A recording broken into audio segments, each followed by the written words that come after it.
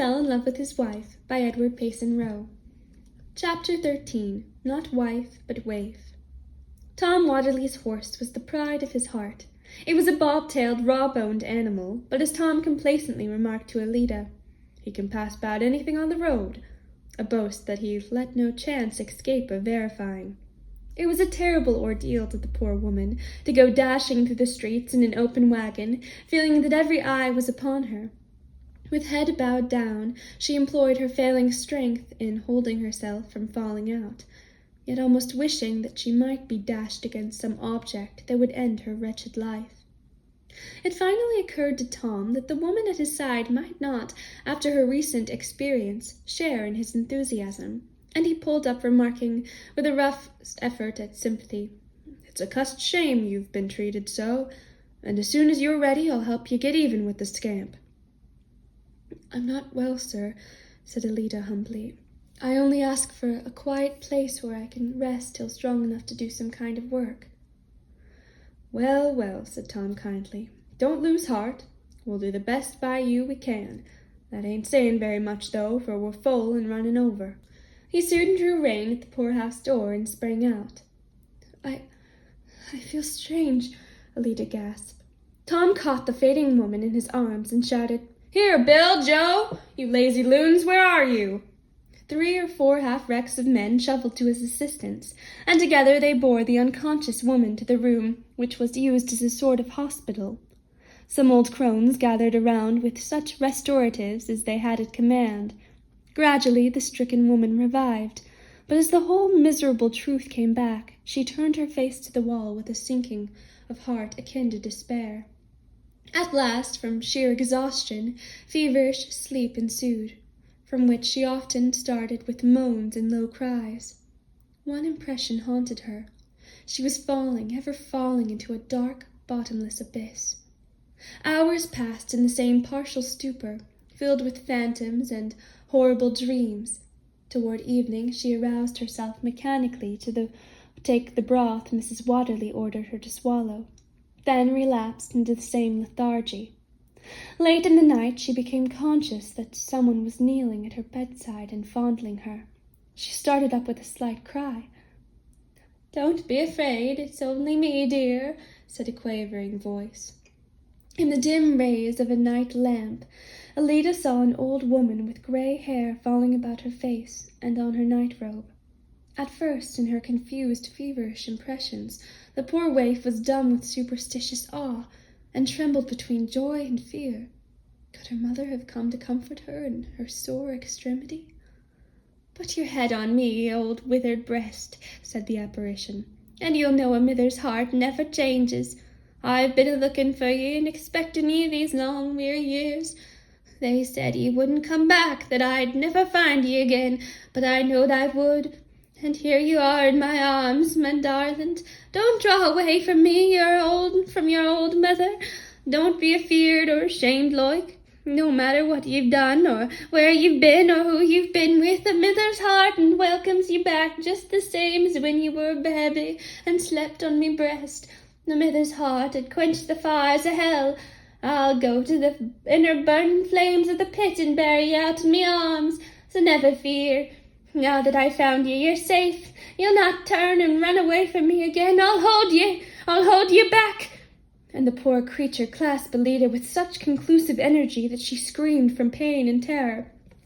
"You'll not get away from me. You shall not go back to the evil ways. Whist be aisy and let me plead with ye. Think how many years, long, weary years, I've looked for ye and waited for ye. Never have I slept night or day in me watching. Ye may be so stained and lost and ruined that the whole world will scorn ye. Yet not your mither, not your old mither. Oh, Nora, Nora, why did you run away from me? Wasn't I kind? No, ye cannot have me again." And she threw herself on 𝚆𝚑𝚏, whose disordered mind was tortured by what she heard. Whether or not it was a more terrible dream than had yet oppressed her, she scarcely knew, but the excess of her nervous horror, she sent out a cry that echoed in every part of the large building. 2 old women rushed in and dragged 𝚆𝚑𝚏's persecutor, screaming, away. "That's all is the way it is," she shrieked. "As soon as I find me Nora, they stretches me away and carries me off, and I have to begin me watching and waiting and looking again." Alida continued sobbing and trembling violently. One of the awakened patients sought to assure her by saying, "Don't mind it so, miss. It's only crazy Kate. Her daughter ran away from her years and years ago. How many no one knows. And when a young woman's brought here, she thinks it's her lost Nora. They wanted to let her get out knowing you was here." For several days Alida's reason wavered. The nervous shock of her sad experiences had been so great that it did not seem at all improbable that she, like the insane mother, might be haunted for the rest of her life by an overwhelming impression of something lost. In her morbid, shaken mind, she confounded the wrong she had received with guilt on her own part. Eventually she grew calmer and more sensible. Although her conscience acquitted her of intentional evil, nothing could remove the deep-rooted conviction that she was shamed beyond hope of remedy. For a time she was unable to rally from nervous prostration. Meanwhile her mind was preternaturally active, presenting every detail of the past until she was often ready to cry aloud in her despair. 𝚆𝚒𝚡 took an unusual interest in her case and exhorted the visiting physician to do his best for her. She finally began to improve, and with the first return of strength sought to do something with her feeble hands. The bread of charity was not sweet.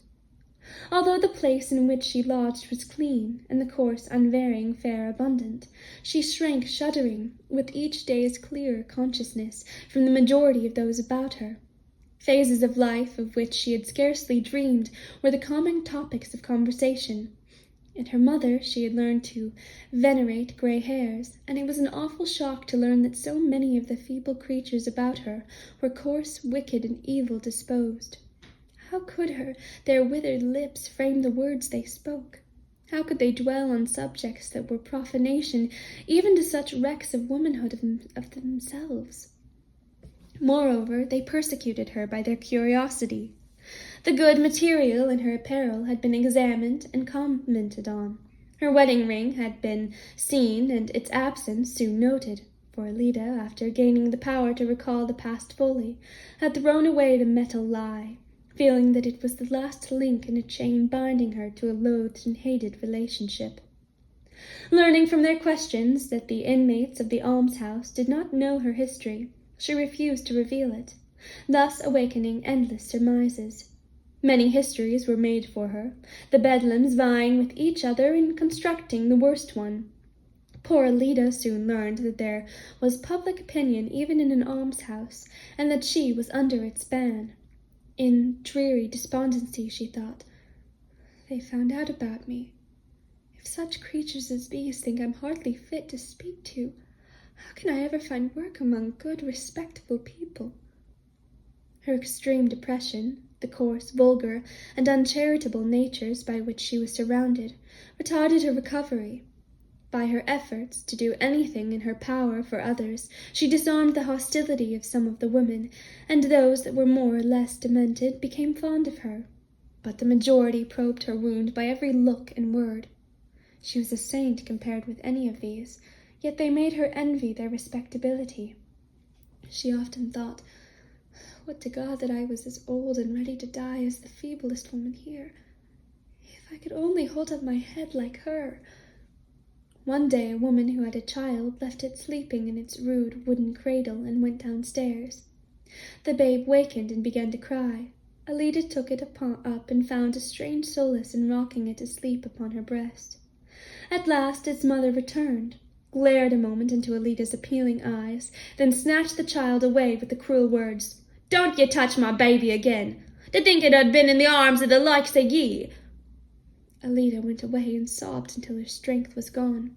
She found that there were some others ostracized like herself, but they accepted their position as a matter of course, as if it belonged to them and was the least of their troubles. Her strength was returning, yet she was still feeble when she sent for Mrs. Watterly and asked, "Do you think I'm strong enough to take a place somewhere?" "You ought to know that better than me," was the cheery reply. Do you think I could get a place? I would be willing to do any kind of honest work not beyond my strength. You hardly look able to sit up straight. Better wait till you're stronger.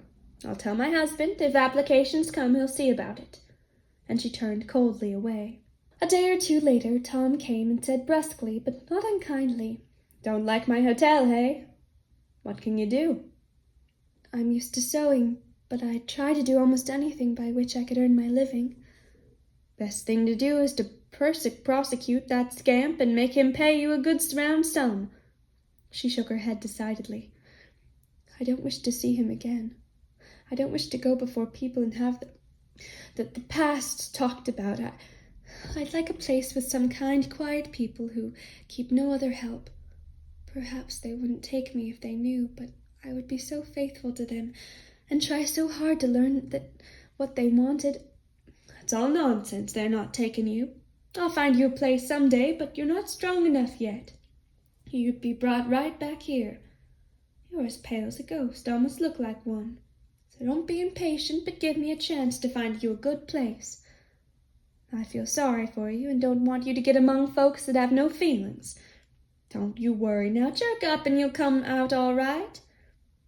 I think that if I'm employed, the people who take me ought to know," said Alida with bowed head. "They'll be blamed fools if they don't think more of you when they do know," was his response. "Still, that shall be as you please. I've told only my wife, and they've kept Mum at the police station, so the thing hasn't gotten into the papers." Alida's head bowed lower still as she replied, "I thank you. My only wish now is to find some quiet place in which I can work and be left to myself." "Very well," said Tom good-naturedly. "Cheer up. I'll be on the lookout for you." She turned to the window near which she was sitting to hide the tears which his rough kindness evoked. "He doesn't seem to shrink from me as if I wasn't fit to be spoken to," she thought. "But his wife did. I'm afraid people won't take me when they know." The April sunshine poured in at the window. The grass was becoming green. A robin alighted on a tree nearby and poured out a jubilant song. For a few moments, hope that had been almost dead in her heart revived. As she looked gratefully at the bird, thanking it in her heart for the song, it darted upon a spring hanging on an adjacent spray and bore it between two boughs.